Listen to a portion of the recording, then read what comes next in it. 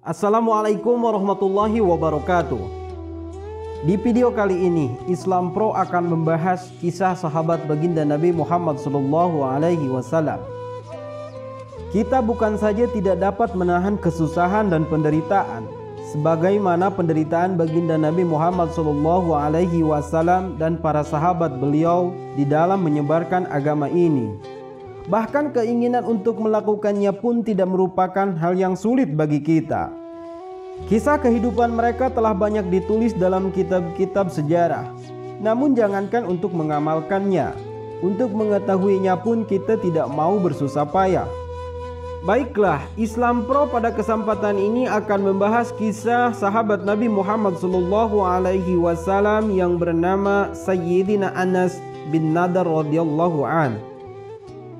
Sayyidina Anas bin Nadar radhiyallahu an adalah seorang sahabat baginda Nabi Muhammad SAW yang tidak bisa menyertai pada perang Badar. Ia sangat menyesal dan sering mencela dirinya sendiri. Ini peperangan besar pertama dalam sejarah Islam dan kamu tidak bisa ikut.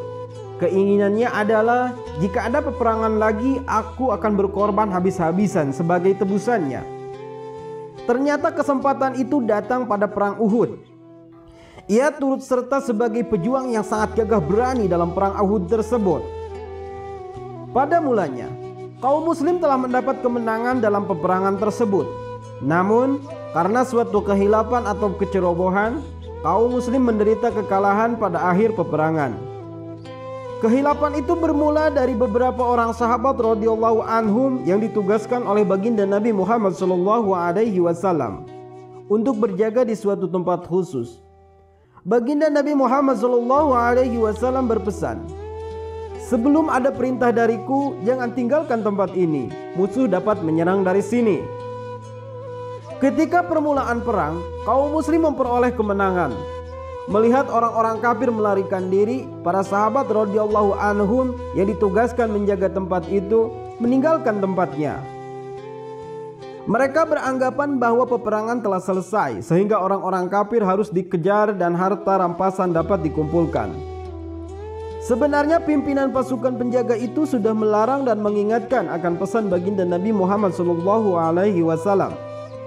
"Kalian jangan meninggalkan tempat ini." Akan tetapi mereka menduga perintah baginda Nabi Muhammad SAW itu hanya berlaku saat perang berkecamuk.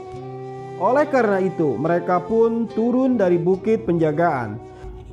Saat itulah pasukan kafir yang sedang melarikan diri melihat tempat itu telah kosong.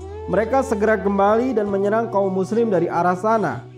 Hal ini sama sekali tidak diduga oleh kaum muslim sehingga mereka terdesak karena serangan balik dan tiba-tiba itu. Lalu terjepit di antara dua kepungan orang-orang kafir. Sebab itulah mereka berhamburan ke sana kemari dalam keadaan panik. Sayyidina Anas bin Nadar radhiyallahu anhu melihat Sayyidina Sa'ad bin Mu'adz radhiyallahu anhu datang dari arah depan.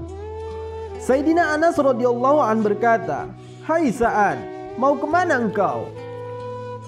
"Demi Allah, aku mencium harum surga datang dari arah Uhud."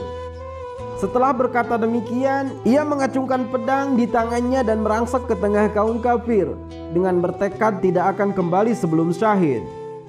Selepas kesahidannya, tubuhnya diperiksa sudah rusak. Terdapat lebih 80 luka akibat tebasan pedang dan panah di tubuhnya.